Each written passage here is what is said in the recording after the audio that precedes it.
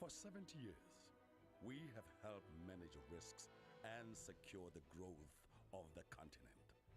We've been there as risk advisors for farmers, for governments and investors building infrastructure vital for growth, for power grids that power economies, for mines that are the treasure trove of our resources, settling claims for properties destroyed by fire, for employers and employees who want to secure their health and retirement benefits, protecting businesses against the threat of cybercrime, data loss, and other risks.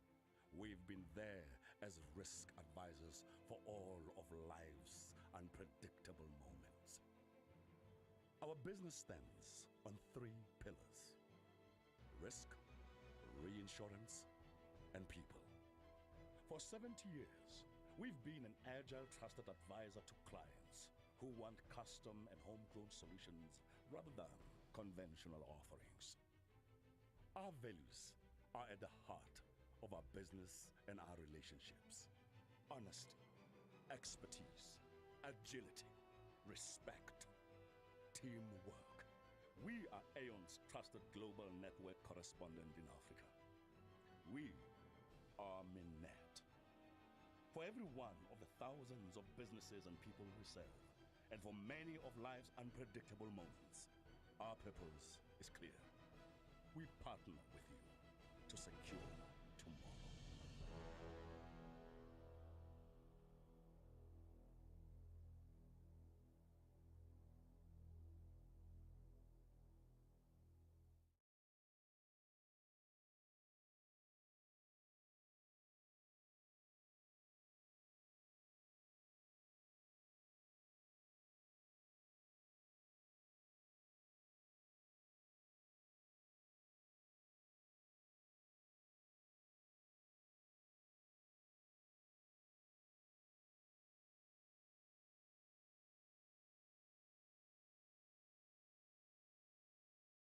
Normally, it's an easy program that we have been sharing or working with the businesses.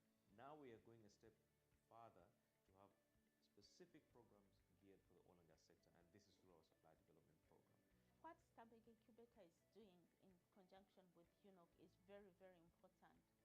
First, because oil and gas is a nascent industry in the country, so which means people actually don't know what is required of them, what services are available for them to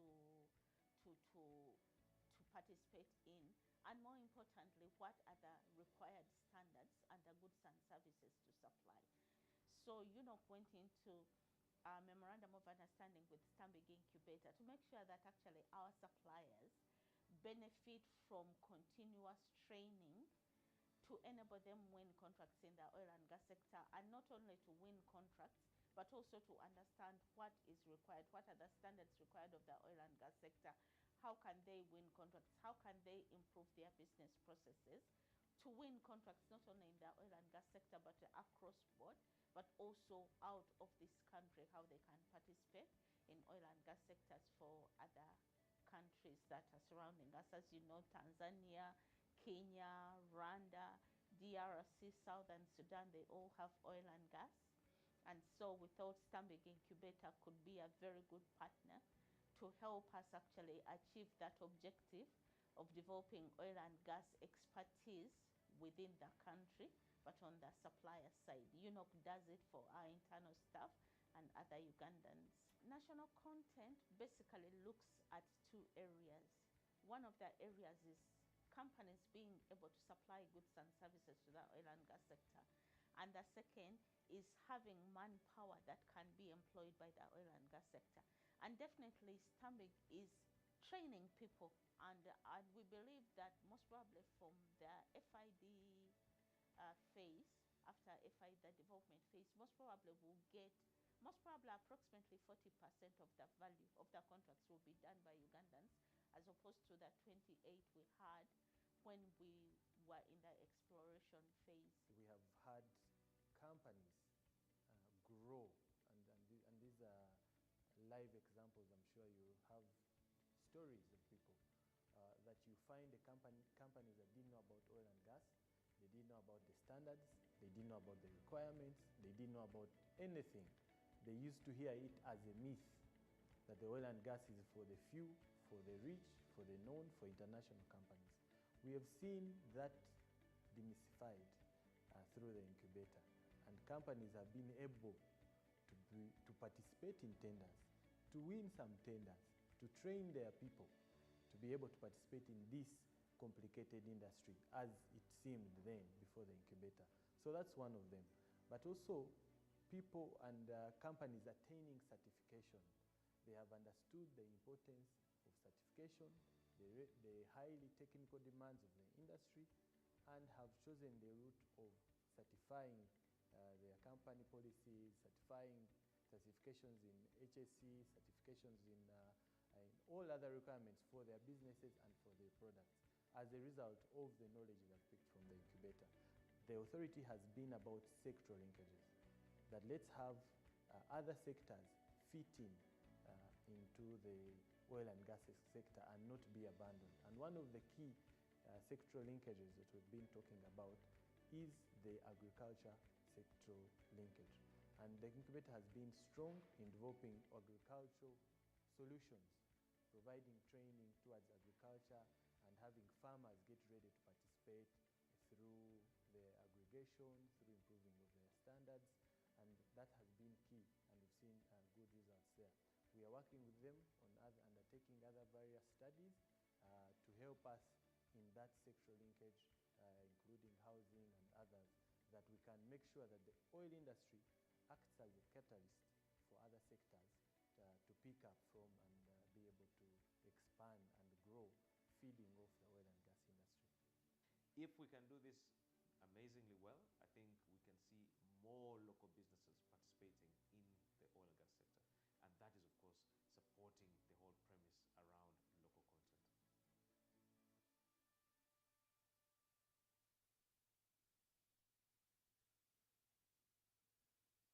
Our Ugandan story isn't a new one. It's not about where we come from. It's about what can be accomplished when we're working, living, and growing together. It's about speaking the same language, the language of progress. We're Ugandans building Uganda with Ugandans, skilling Ugandans and developing competencies required in the oil and gas sector, partnering with Ugandan businesses to achieve greatness. We're here to build because at the end of the day, we're truly Ugandan.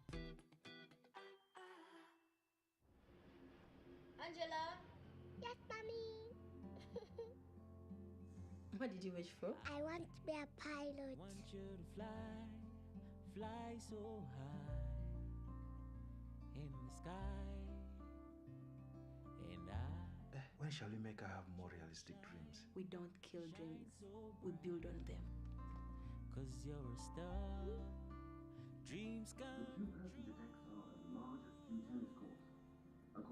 Dreams come true. For me and Mama, I thought her dreams would change. I don't want to disappoint my cousin Nene. These little things we do today take us one step closer. Whether all you have is just a dream, we are ready to walk that journey with you until it's your reality. With us, you're one step closer to achieving your dream. Stanbic Bank, it can be.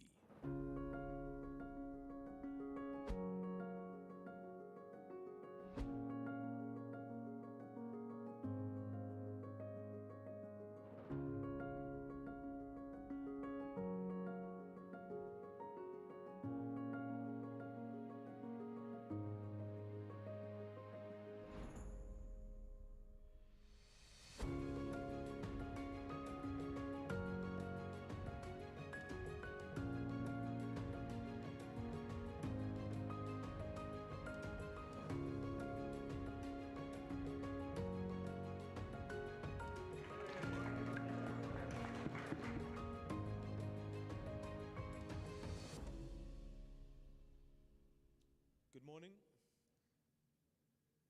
Good morning. I'll ask us to take our seats. The guys at the back, is it possible for you to come and occupy the seats in front? Not all of them are reserved, so if you may, or if you can rather, please come in front. I know many of us in school were great at being backbenchers, but I think it would be great for us to just move to the front.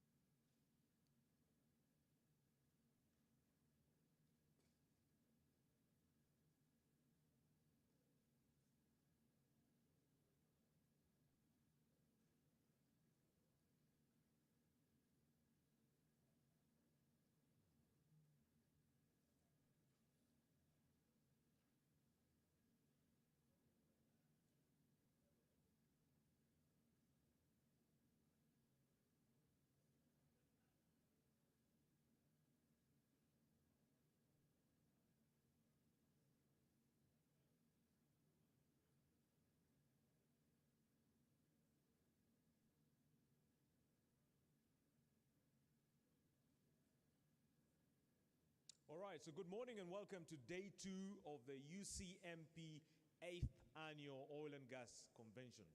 My name is Tony Otoa, one of your MCs for this event.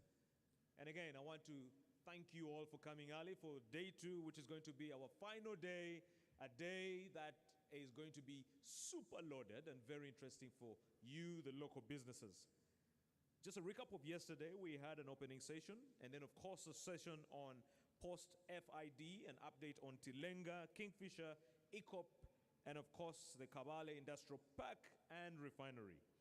We then had experiences and lessons from the different entities that are participating in the sector, including Kamot Beta, the Insurance Consortium, and of course PwC. And we had another session on experiences, lessons, and maximizing local content through supply chain management. And here we were focusing on agriculture. We also had another session on value retention and value retention blueprint from early lessons. And this saw a lot of interesting conversations coming in from Total Energies and Stanbic Bank, Slumj, and Minet as some of the companies that participated. So today, for many of you who've been wondering what Tier 1, Tier 2, Tier 3 means, today is the day that these conversations are going to happen. But like any of the oil and gas events or any of the events that we host, we're going to start off with a safety moment. And this safety moment is going to be done by Dr. Pronounce that right. And Dr. Shwarapur Deshpande has been working in the industry for over 20 years. She's done a PhD in oil and gas management from the University of Petroleum and Energy Studies in Dehradun in India. And prior to her doctorate, she completed her Bachelor of Technology and Masters in Business Management in Pune University in India. She'll be supporting us with a safety moment, and the safety moment will be specifically around the importance of certifications in operations. Doctor.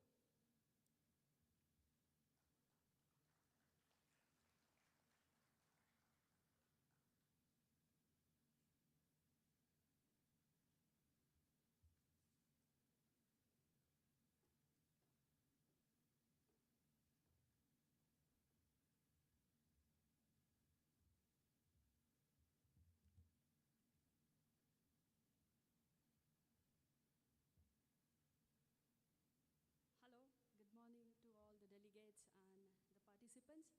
Thank you for those kind words for me, and thank you all of you for joining this second day, much early after yesterday's cocktail and very exhausting day. And I must say this is, I must congratulate in fact the organizer.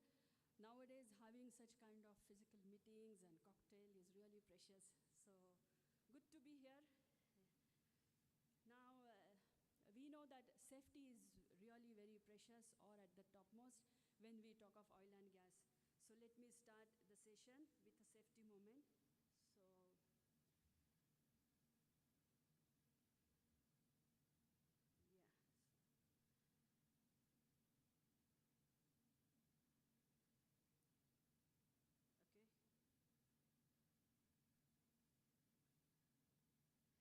Okay.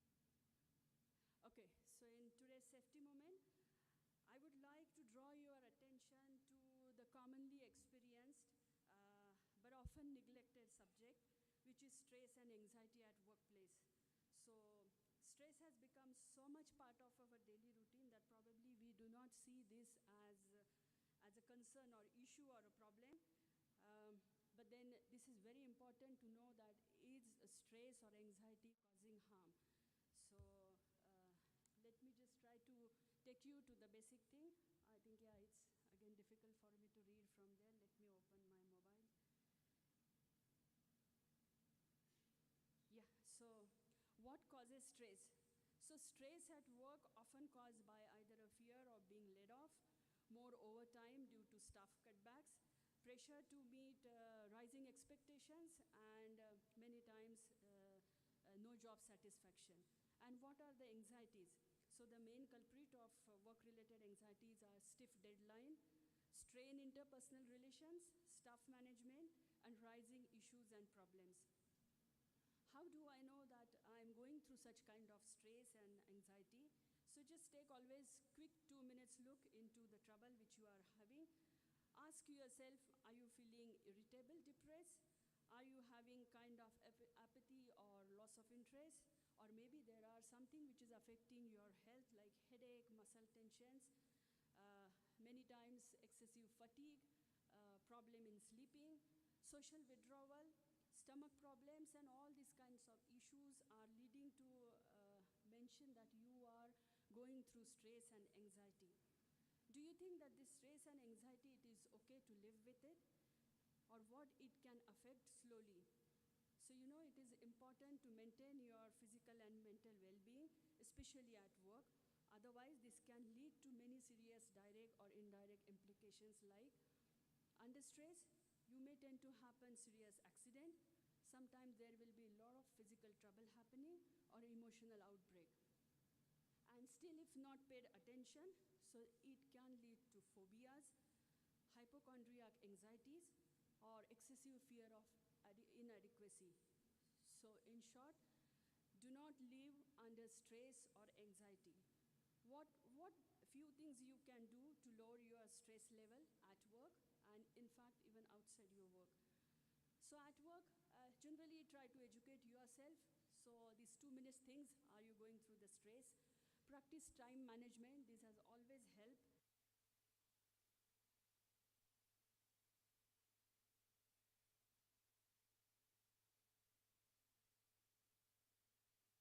Understand and try to have a realistic deadline and target.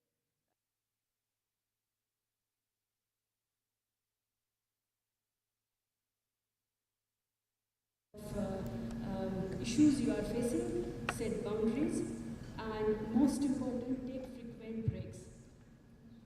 Apart from all these small tips at work, also try to have some outside work, stress relieving technique. Set aside relaxation time like meditation, exercise, jogging, all those stuff. Eating healthy, taking plenty of sleep, very basic, but very difficult to follow. Have family vacations, people being social persons, so we always, have stress relieving things during the vacation, family vacations. Try to have exposure to nature, so it could be at the beaches, to the mountain, to the farms, to the greenery. And each time you get stress, okay, I think I just forgot to change, yeah, sorry.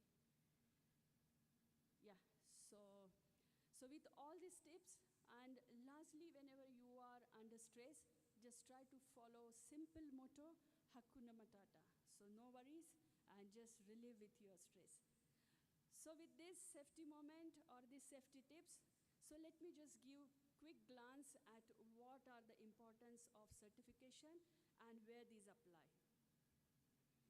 So whenever we are talking of oil and gas, so there are some more other important parameters or elements I can say, which are QHSSE, quality, health, safety, security, and environment. These are very important when we are talking of very complicated projects or risky projects of oil and gas. What are these QHSSE? Just the basic terms. So quality often provide services of the highest caliber by meeting customer expectation and delivering value. Health provide a sustainable workplace and work practices delivering world-class performance and care. Safety provide a threat-free work environment for employees. Security obviously is managing potential threats to operation, reputation, and assets. And environment, which prevent pollution and reduce waste.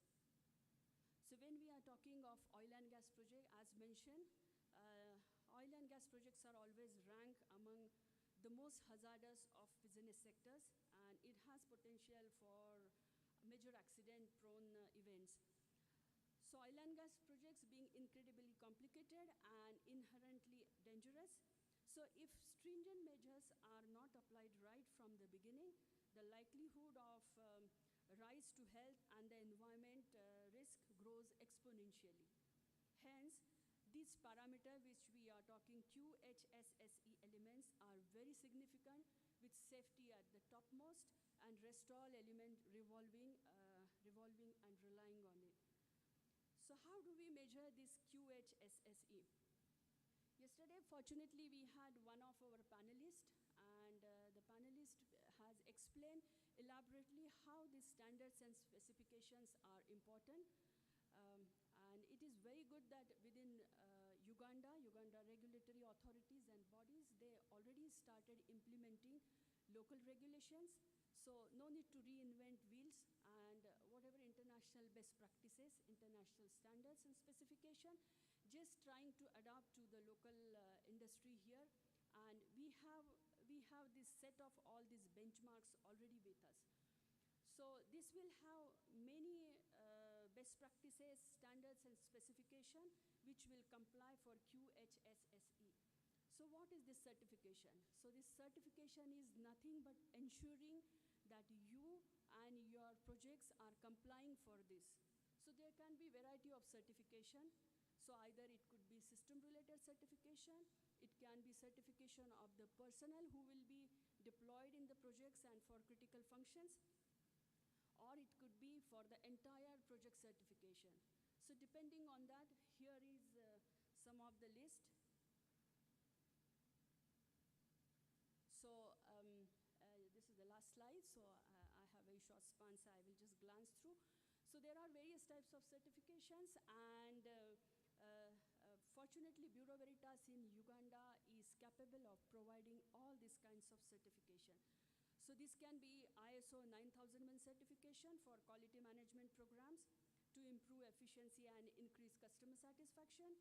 It can be ISO 45000, which are for the occupational health and safety at the heart of your business, which can prevent work-related illnesses and injuries to manage employee risk and achieve compliance.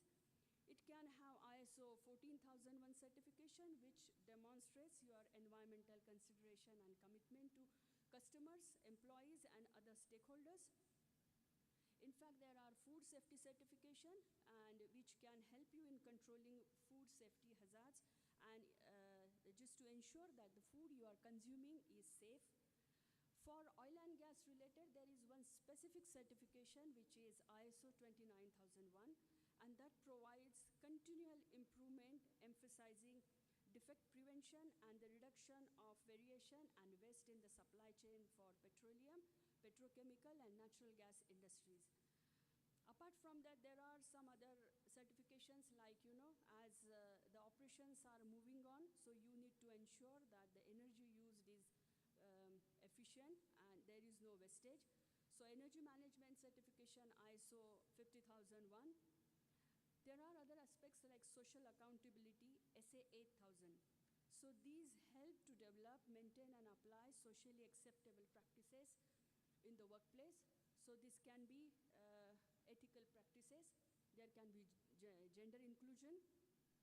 Then there are corruption-free environment. So all these are equally important when such kind of large or mega projects are ongoing. So this SA 8000 will help you and will ensure you are following all these practices. When I was mentioning, there are certification for the personnel. So whenever some critical functions are happening, like just 1 minute. So when lifting equipment certification or welder inspection is happening, so those need to be done by the authorized and certified people. And the last is project certification, which provides assurance that the entire project, right from the design till the construction, installation, commissioning, is followed as per the specification and standards. And that's how at the end of the day you will get certification of compliance. And all these things Bureau Veritas can provide you. In fact, if somebody is not prepared for this certification, there are a lot of trainings which Bureau Veritas offers to prepare you for such kind of certification. So I think with this, I end my presentation. And just lastly to mention that all these oil and gas project execution, let's try to plan it based on the 3 pillars: shaping a better workplace, shaping a better environment, shaping better business practices. In short, shaping a better world. Thank you so much. Thank you.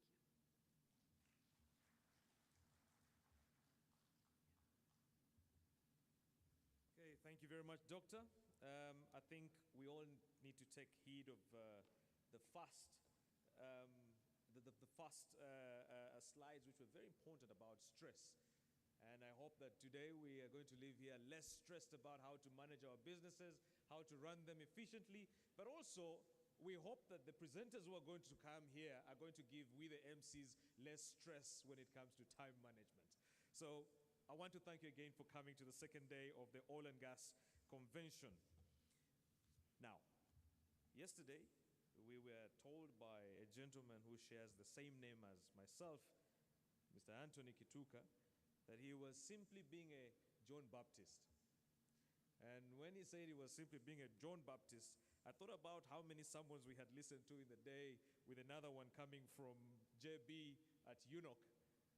And I think it's now to simply say, he said that Jesus was coming. And I think that moment has come. So our next speaker today, is none other than Dr. James Mwangi. Dr. James Mwangi is the Group Managing Director and CEO of Equity Group Holdings and Executive Chairman of Equity Group Foundation. He holds 6 doctorates, 4 presidential awards for his contribution to human, social, and economic development. He serves on the Economic Advisory Board to the President of IFC, which is the International Finance Corporation, the Advisory Network to the High-Level Panel for Sustainable Ocean Economy, the Nairobi Advisory Board of Columbia Global Centers, Yale University, and the President's Council on International Activities. Dr. James Mwangi, you're welcome.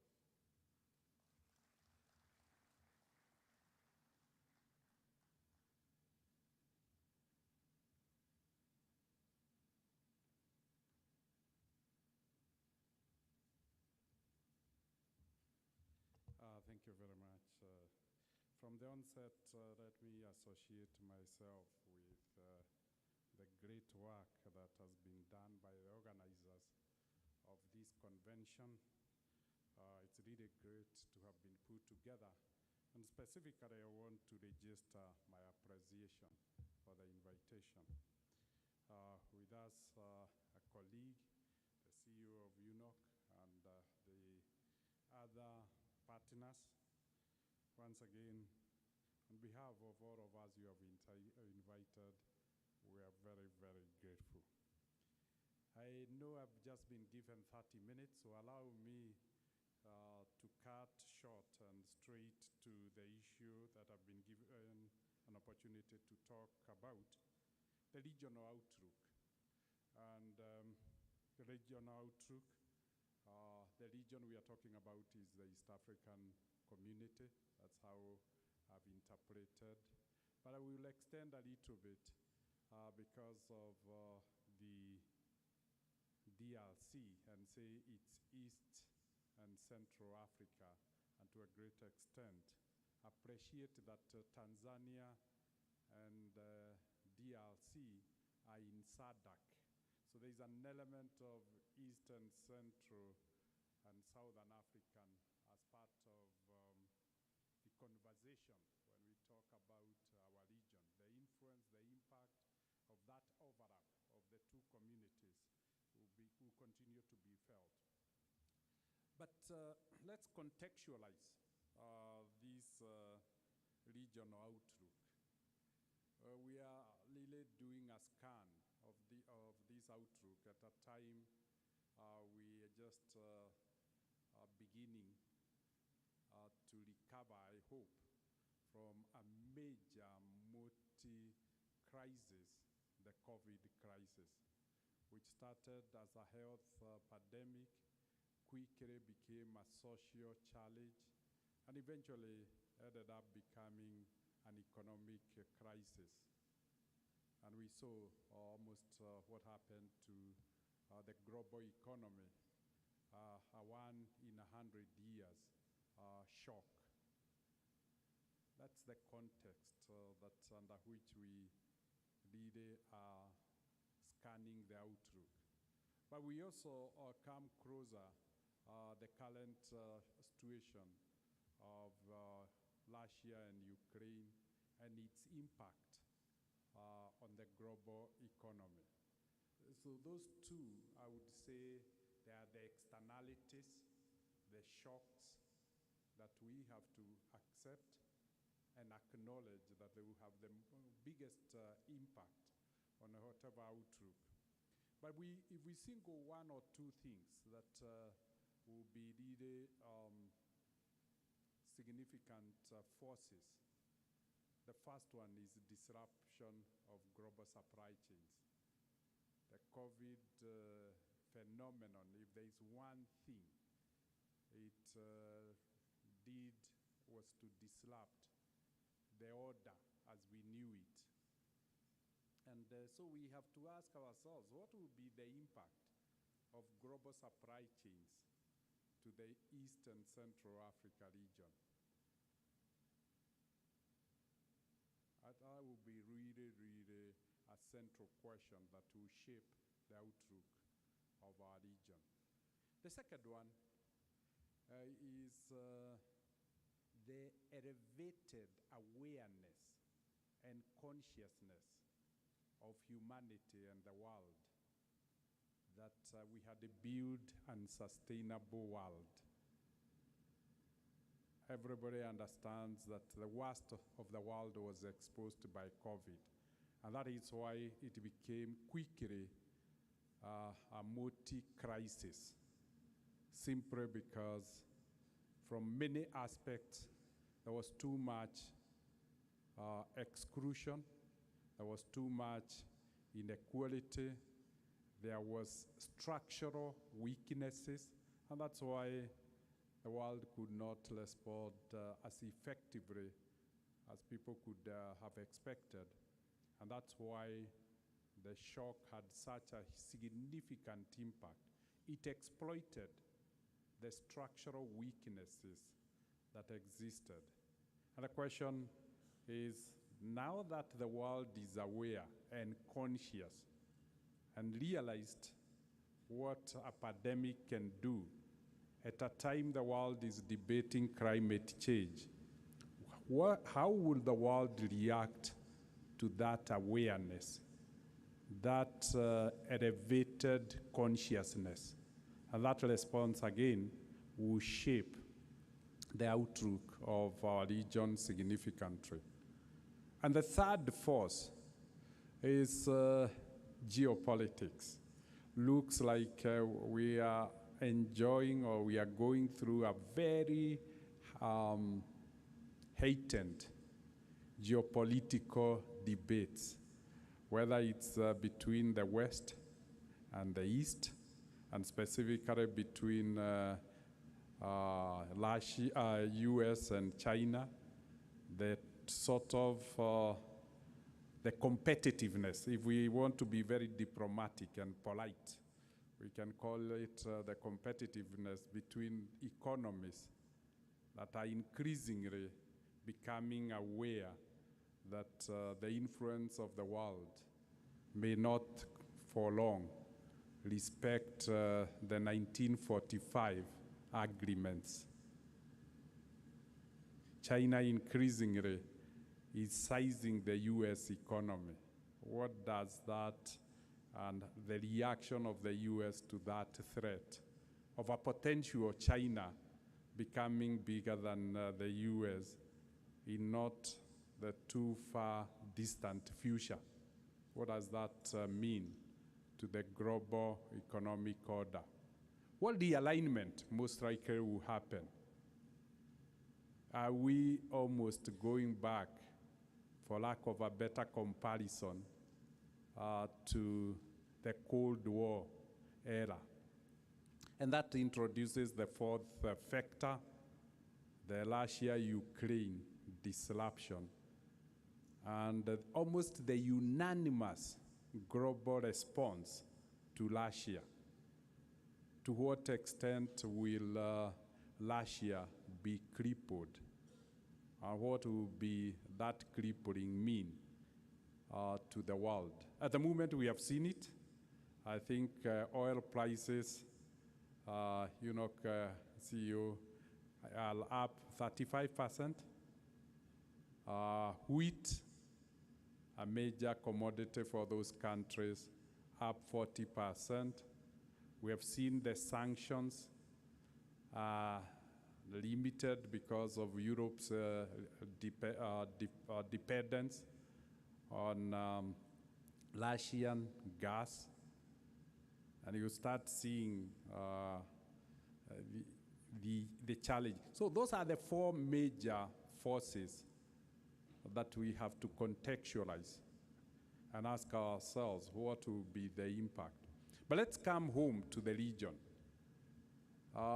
We're coming to the region at a time, the region's outlook from an economic, social, and political perspective has never been this bright.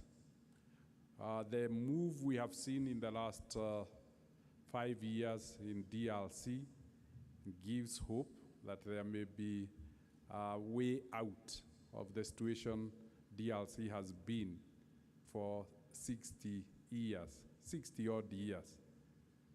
Is this the movement that will see stability eventually to DRC, political stability?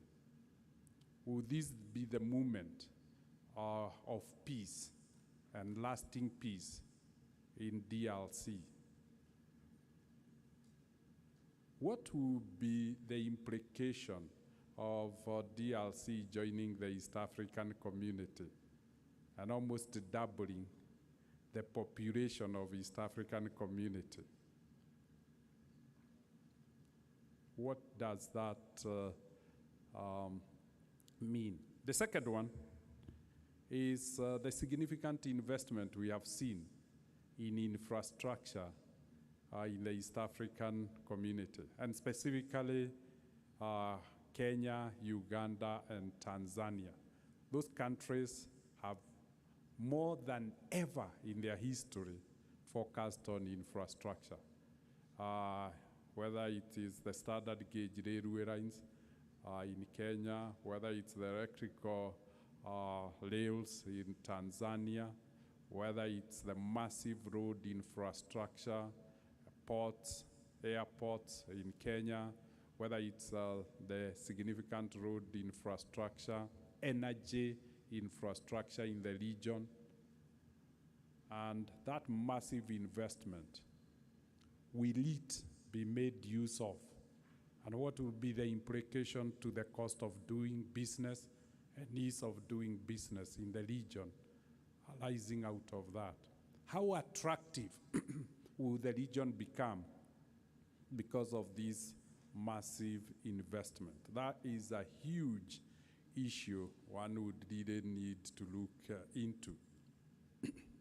The second aspect of it is the issue of the private sector.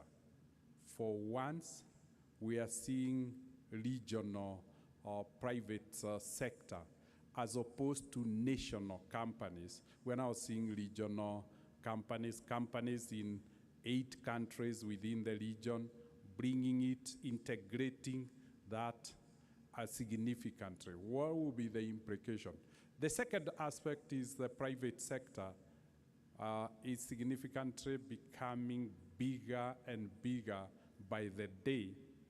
And essentially, we are seeing a tilt of balance, particularly in Kenya, between the public sector and the private sector, almost at the verge of the private sector becoming bigger than the public sector for once, and government ceasing to be the main consumer.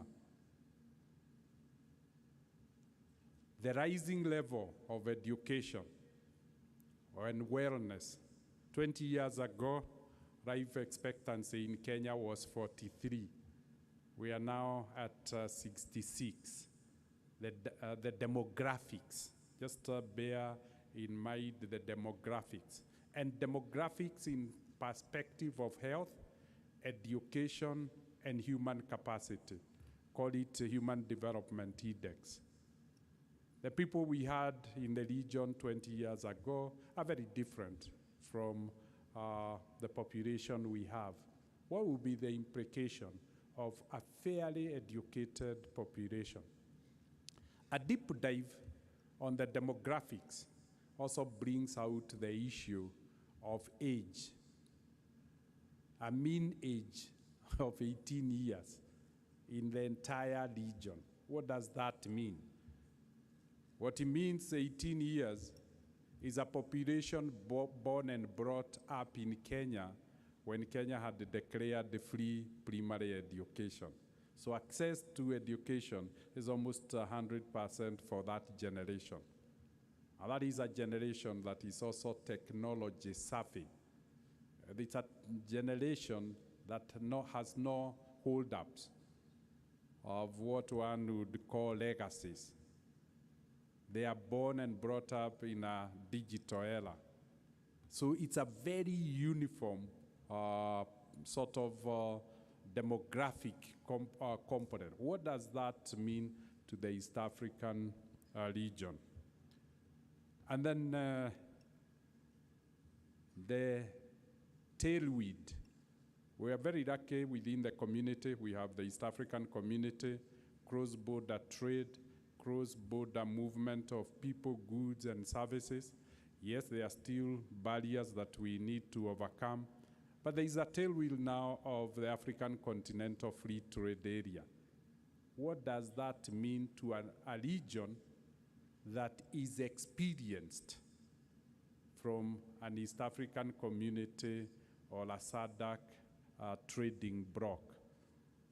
Is it able to leapfrog on its experience as a region to dominate the African Continental Free Trade Area?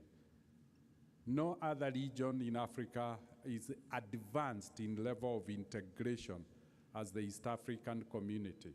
What does that opportunity mean to the region? So that becomes a major issue that one would then say, this will be a huge consideration. The level of integration also has now moved from protocols to infrastructure. There is quite a lot of integration at the infrastructure level, at the structural level, because that's what infrastructure. Beyond the soft infrastructure of regulation, of policies, we are now talking of physical infrastructure, whether it's airlines, whether it's roads, whether it's railways that interconnect the region. What would that mean? And so let me take then a shot at what the outlook from my perspective would be, but acknowledge that a lot has been said about the outlook for the region. And I want to start with the prediction of the IMF. IMF predicts that the region in 2022 will enjoy a 5.6% GDP growth rate as a region. Some countries are up 6.1, 6.8, and I think the lowest 5.2. That makes this region maybe, and I wish to be contradicted if it's not true, to be the fastest growing region in the world. fastest growing region to the world. And the question then I would like to ask the audience, Jimmy, my friend, whether that will act as a signaling effect to the world about capital allocation, global capital flows. Would they see that as a signal? Why would they see it as a signal?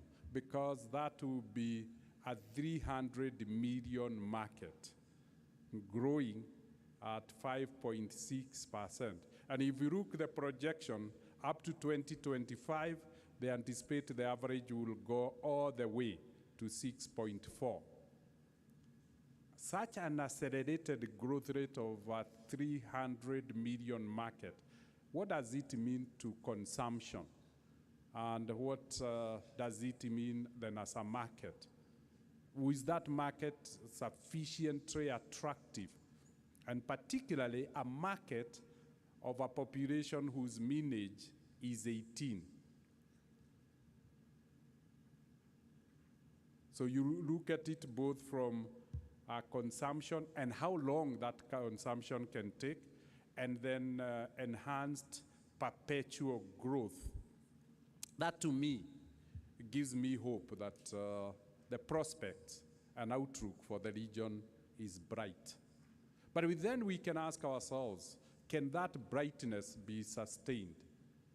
A brightness of a long-term market, because that population can consume for the next 80 years before it becomes 100 years old, because during their time they will live up to 100 years because of modern science and science and medicine.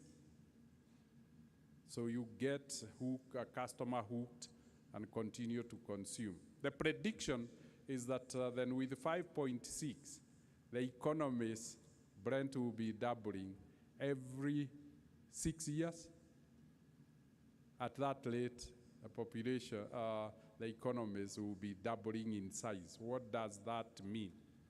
To consumption, will consumption be doubling also every 6 to 10 years? And what does that mean then to capital that will have been invested? Which other region could offer such attractive opportunities in the world? To me, the conclusion is that the region will become a major attraction to global capital, because returns and growth of that magnitude will not be easily found anywhere else in the world. The third one is what we talked about, the disruption, both of Russia and COVID, of global supply chains, the enhanced and awareness and consciousness of the world that we need to build back better, not rebuild, build afresh, back better.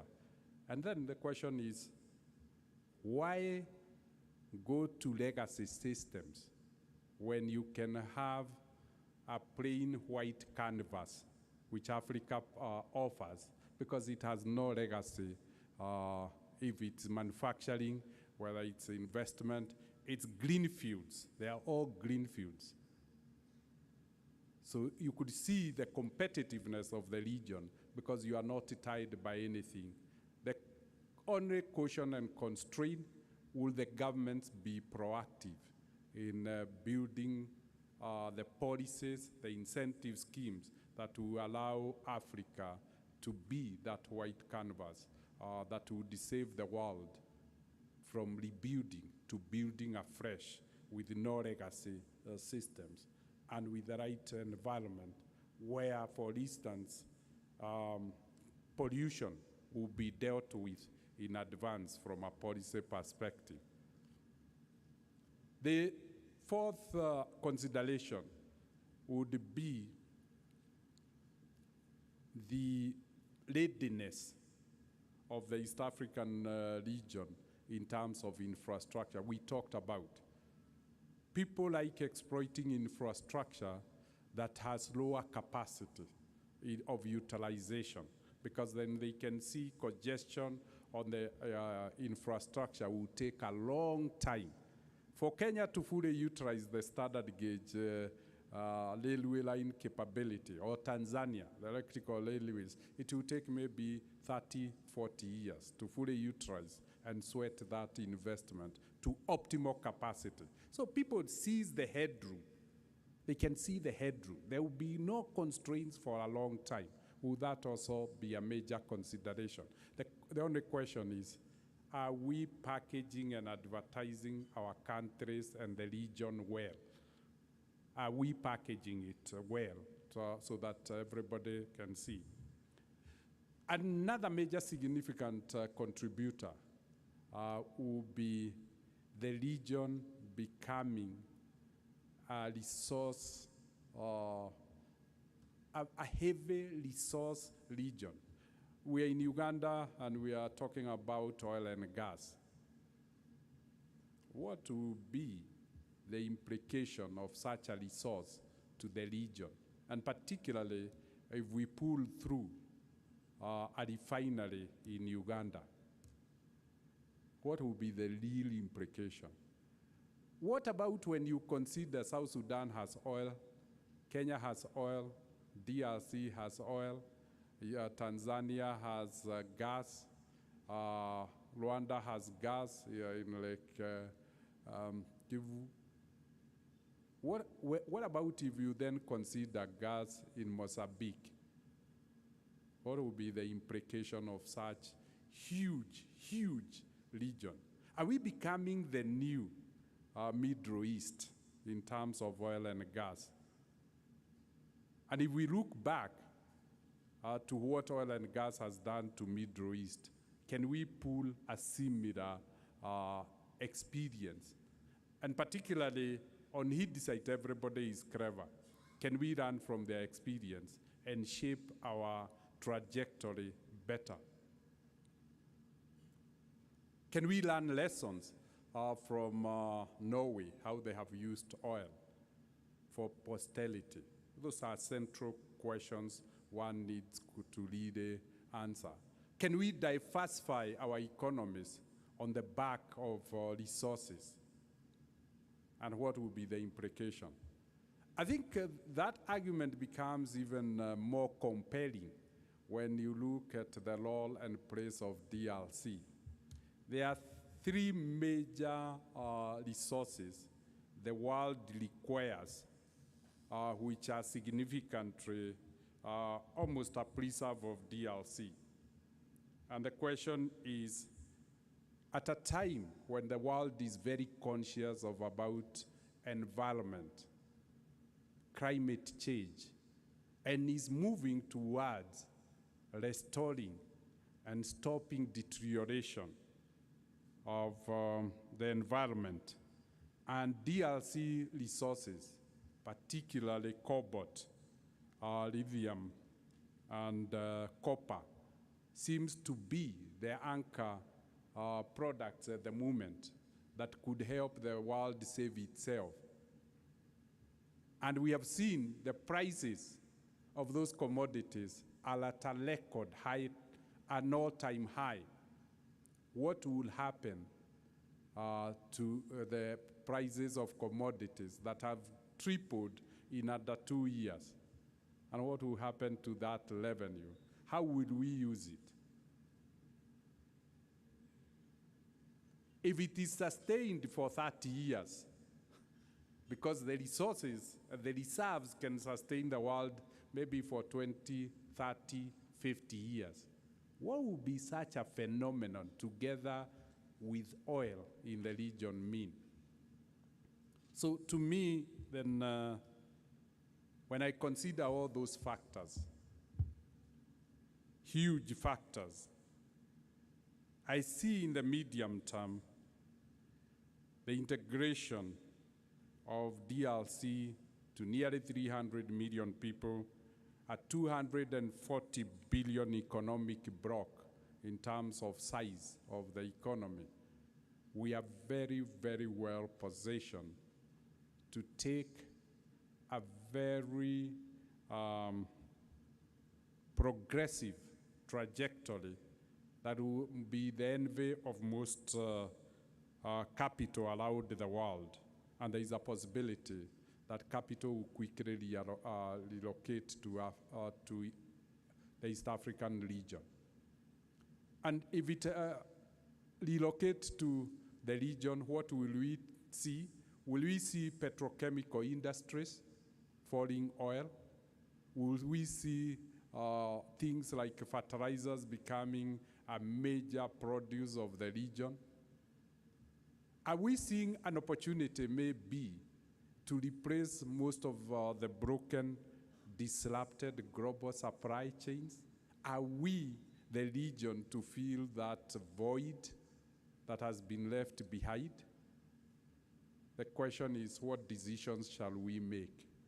Shall we see the world accepting that instead of exporting sheets of copper, let's make the electric wires, copper wires from DRC? Instead of selling cobalt, is this the moment to set battery manufacturing factories in DRC? And I hope also the question we will ask ourselves, can we process our raw materials because we have a 300 million population market that is significant with incomes going up?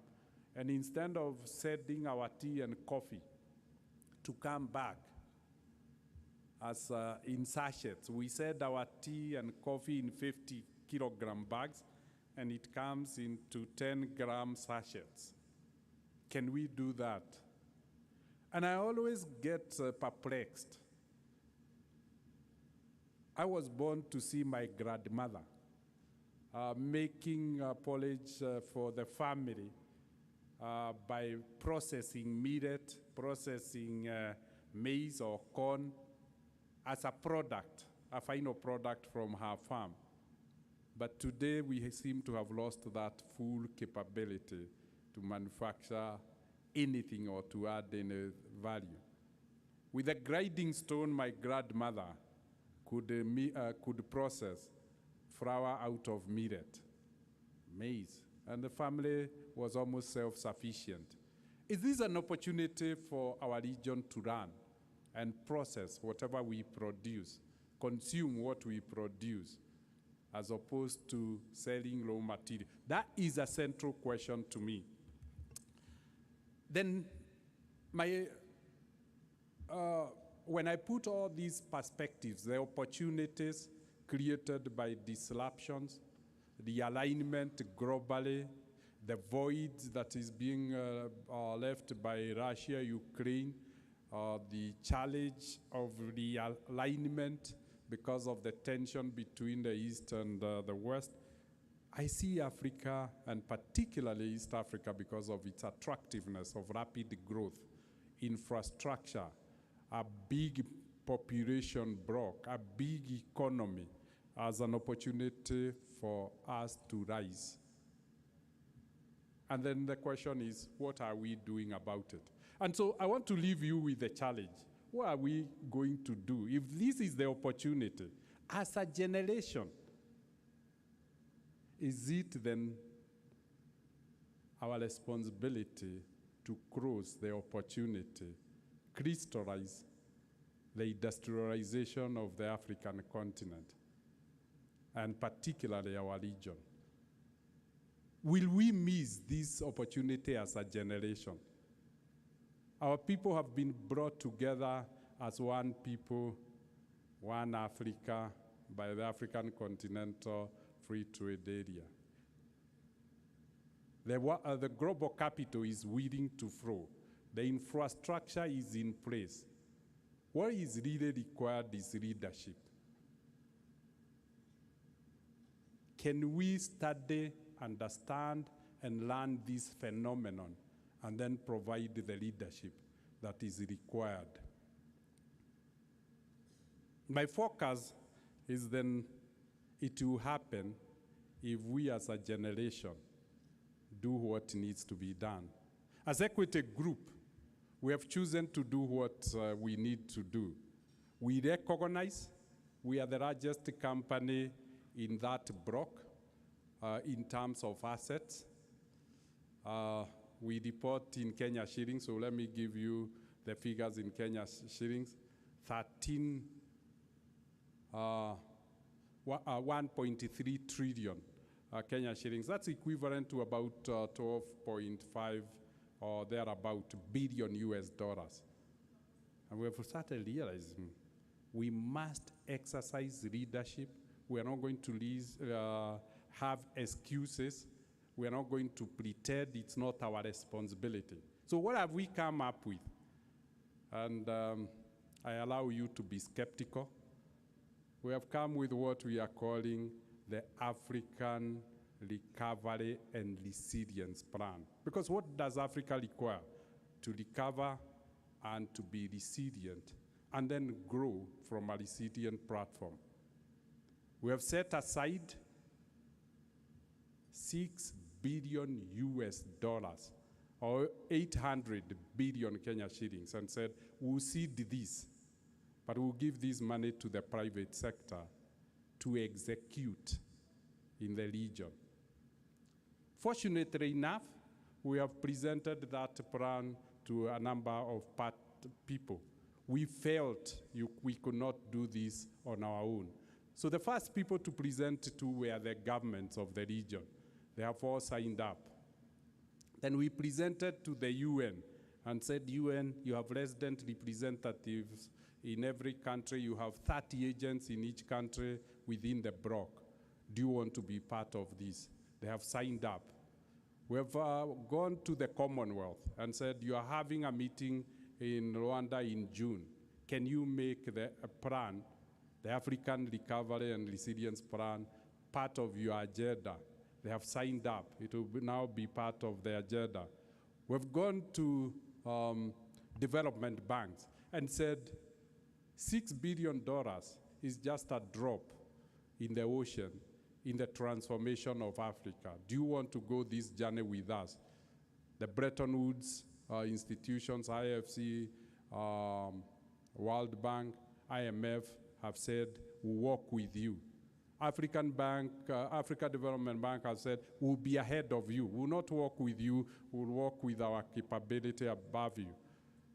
16 development banks have signed on the dotted line that they will co-fund this development plan. Equity has done its part. We challenge you to do your part. It requires everybody's effort, but we have done our part. We have been bold.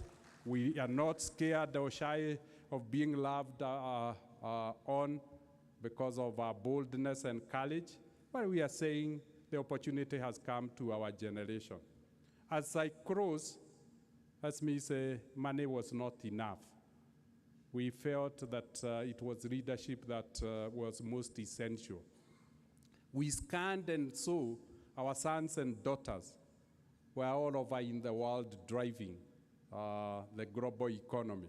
And we said, why can't you drive the East African community economy and be the agents of change? I want to invite briefly the group team that I came with from Kenya just to show you. The preparedness is not about money.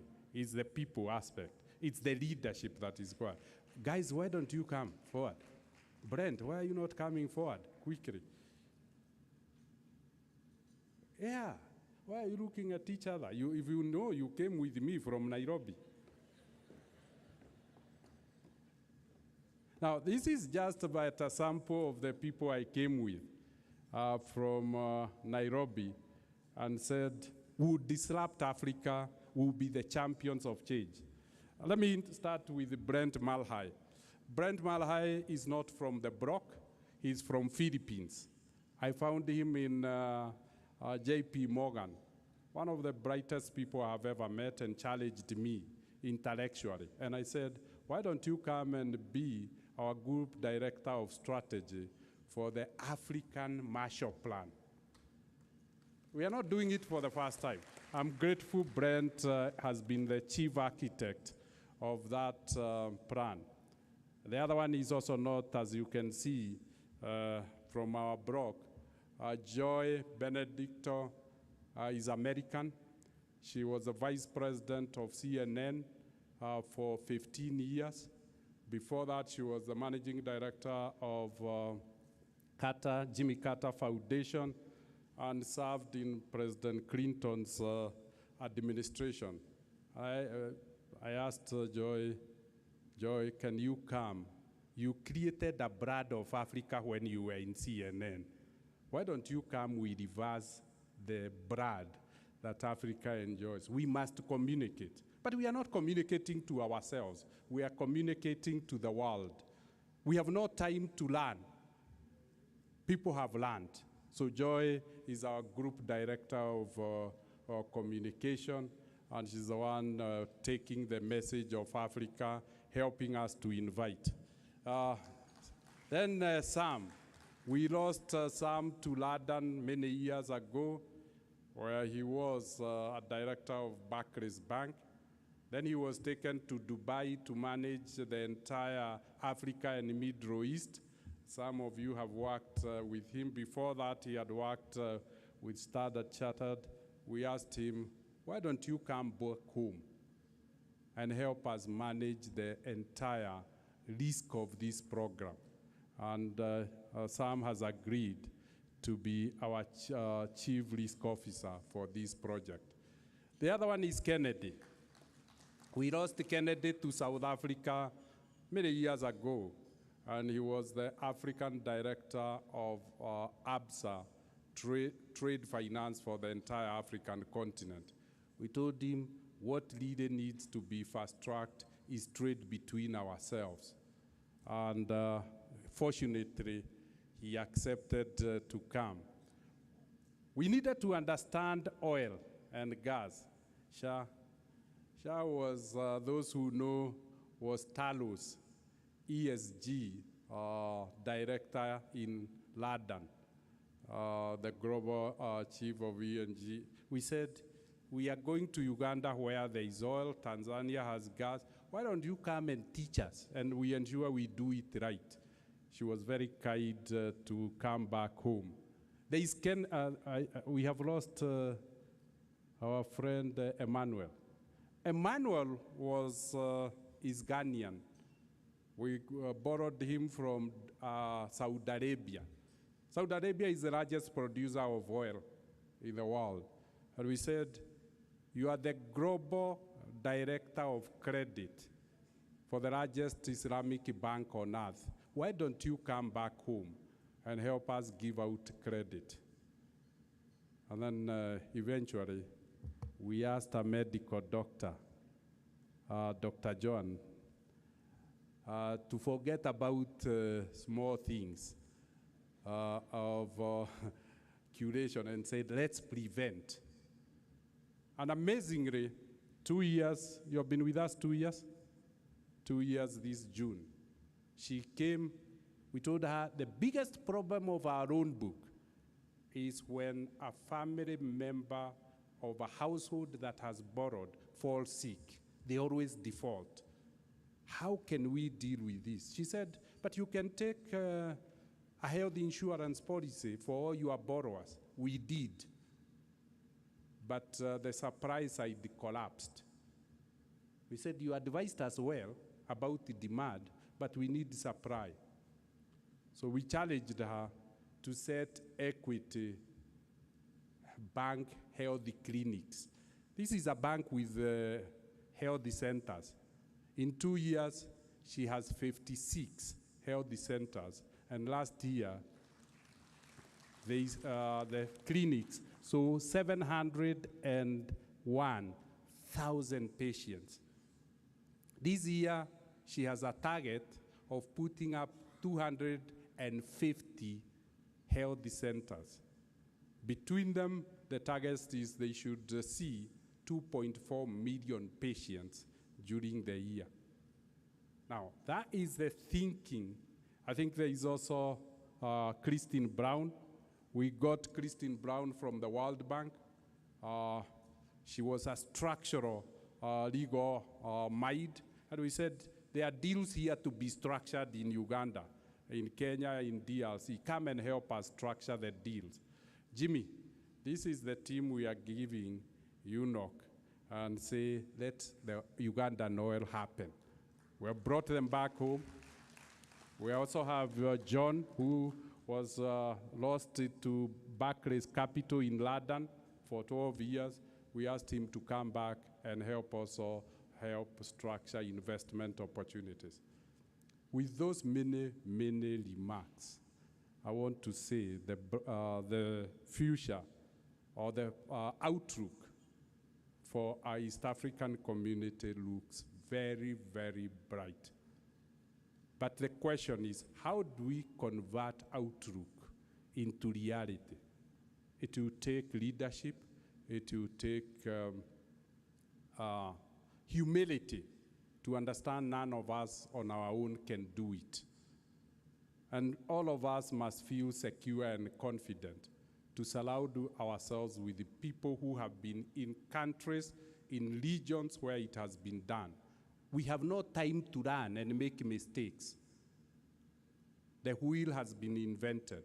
Let's pick it and roll it and enhance the quality of our life. With those many, many words, I thank you for the opportunity to make those comments. Thank you very much.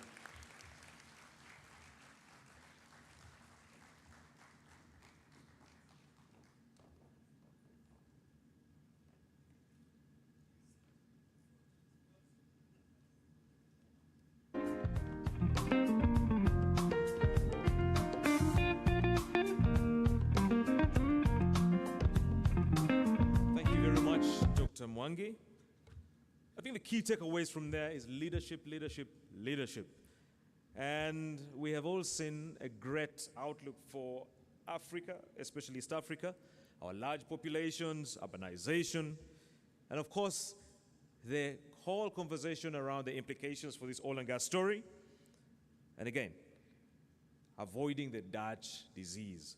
So economic diversification or economy diversification becoming very, very key.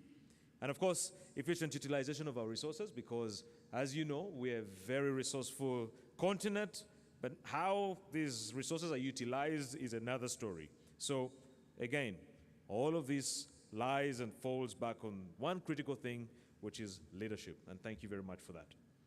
We're now going into the next session, and this next session will be moderated by Peter Mulisa. Now, for many of you who have never met Peter Mulisa, he is currently the Chief Legal and Corporate Affairs and Company Secretary at the Uganda National Oil Company. Peter currently works with the Uganda National Oil Company and the Uganda National Company, which is mandated to manage the commercial interests of the state in Uganda's nascent petroleum sector. He was among the first 3 employees of the company. So that's a very interesting milestone, a very interesting fact. One of the first 3 employees of the company, and during that time, he has participated in structuring the company, putting in place all systems and processes. He has also been involved in the negotiations of key agreements that have brought the oil and gas industry in Uganda to the point it is at today. He was part of the lead team that handled the heritage and tallow arbitration claims and related tax cases and enabled Uganda to collect close to $700 million. Peter previously worked in the litigation office of the Uganda Revenue Authority, so clearly he knows how to collect money. And during this time, in this position, he appeared before all courts in Uganda and argued many of the key tax decisions. Peter is a qualified lawyer, a member of the Uganda Law Society as well as the East African Law Society. He holds a Bachelor of Laws degree from Makerere University, a postgraduate diploma in legal practice from Law Development Center, Kampala, and a Master's in Law in Petroleum Taxation Finance from the University of Dundee in the UK. His interests, interestingly, are in oil and gas corporate governance and tax resolutions. Peter Mulisa, good morning.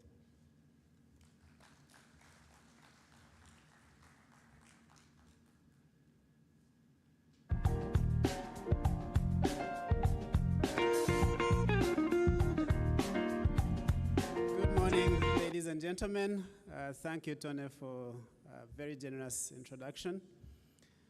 What a way to begin the morning, Dr. Mwangi. clearly taking us to a different lane of thinking and challenging us to the core. Thank you so much. We've started a bit late, so I'll try to save us some time. We'll have breakout rooms today. So all the questions that want to be answered in this session can be taken in the breakout rooms. So good to see everyone here. You all look smart, ready to participate in the sector. Today morning, we're going to speak about Tilenga project. The Tilenga project is one of the 2 upstream projects that are under development and from which we'll extract the crude oil. That is the reason we're here speaking about national content. Tilenga straddles 2 blocks in the north of the Lake Albert, and from it we'll be producing about 190,000 barrels of crude per day at peak production. There are many opportunities in this area or in this project, and I have a very wonderful panel to come and take us through these opportunities. Permit me to invite my panel of 4 eminent persons. Yesterday we heard of Mr. Pipeline. I think we almost had a Mr. Refinery. Today I'm sure we'll have Mr. Tilenga. So permit me to first invite Mr. Edlisa Kwizera, who works as the in-country project representative for Tilenga, to come to the stage. Allow me also to invite Mr. Miguel Leon from McDermott to join Edlisa up here. Barbara Karungi, I believe, still with McDermott to join us up here.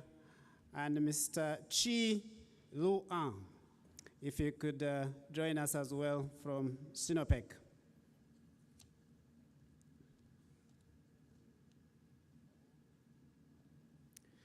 As my panel settles in, we are going to take no more than an hour. We'll try to make sure we keep time as we make our presentation. The first presentation will come from Edlisa, who is the project, in-country project representative, Tilenga, for Total Energies. Mr. Kwizera is an industrial operations leader with over 18 years experience in oil and gas manufacturing, mining, and has worked in Uganda, Kenya, and the UK. Prior to his current appointment, Edlisa was head of development at Talo, Uganda. So many people have been nurtured by Talo, and we appreciate the contribution. Where he managed key operatorship transition work on engineering, operations, and technical disciplines, as well as leading execution of Block 2 license, which is part of Tilenga, operator obligations, and providing input to the technical de-risking of the Lake Albert oil and gas project. You will see the composition here. Mr. Kwizera works for Total Energies. Total Energies is the operator of Tilenga on behalf of the equity participants in this project, who are Total holding 56.7%, Sinuk holding 28.3%, and UNOC holding 15%. And as I will introduce the team from McDermott and Sinopec, you will notice that Total is the employer or the licensee of McDermott and Sinopec. So Mr. Kwizera is going to come here and tell us about the opportunities available from the licensee point of view.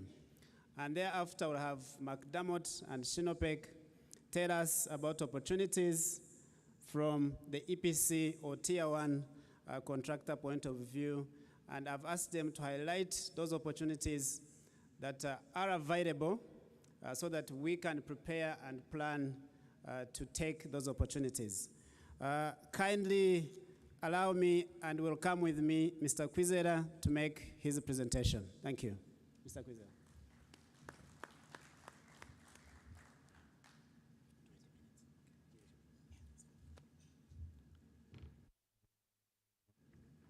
Thank you very much, Peter. Good morning, everyone. It's great to see wonderful people in the room. Thanks, Chairman Mwangi. Thanks, Chairman Eli, for making this happen. Coming on the stage after Mr. Mwangi is a challenge because I think we have been challenged to look at this opportunity in a different way, and the challenge is accepted. My task here is fairly simple. However, I would like to preamble by saying it's a continuation of yesterday. Yesterday, our general manager was here, and he, as part of his update, he did mention some of the key main contracts that have already been awarded. And where I emphasize that, I'd like you to remember the mention, and I'll try and highlight a few of them as a continuation, because therein lies a key opportunity going forward. So, Peter has already mentioned to you what Tilenga is all about. It's a key part of the Lake Albert Development Project. What are the opportunities? For ease of memory, these opportunities are in two tiers. There are opportunities that will be directly offered by Total Energies as the operator of Tilenga. Because one of the things we intend to do, I think, in such conventions and other supplier dialogues is to clarify. Because in fairness, the market is too populated with information. So I'll attempt to separate between what we call Tier 1 and Tier 2. So the first set of opportunities are those directly offered by the company, Total Energies. So I'll go through those, and then I'll also go through those that are offered as Tier 2 or below by our main contractors. Yesterday, our general manager mentioned that if we attempted to list all the contracts here, we would need several days. So what we have done for brevity is just to compress the major contracts. Bear in mind, there are hundreds of other contracts we don't mention here, but they've always been a public domain through our advertisements. So what I'm mentioning here are the major contracts and major opportunities. I also want to emphasize something the ED of PAU mentioned yesterday. Whereas we speak of contracts, the theme being value retention, don't forget the wide understanding of value. So there's contracts where there is services to be offered, goods and services, but value will come in many shapes: skills, technology transfer, employment, and training of Uganda. So remember that. But a good thing is that even for these opportunities I mentioned, all those elements of value are covered. So I'll go straight into it with the Tier 1. I don't know whether they'll project. I just have one slide, so it is very simple. I would like us to have a discussion.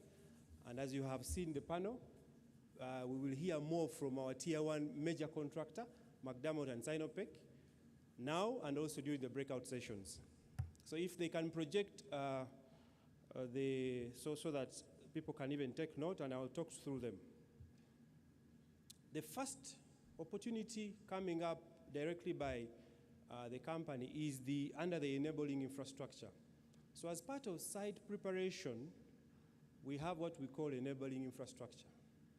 Simply put, these are the early works, the civil works that we do before we start the major construction. So we do have opportunities coming up. In yesterday's presentation, you saw that we had already awarded 4 out of the 8 packages for the roads.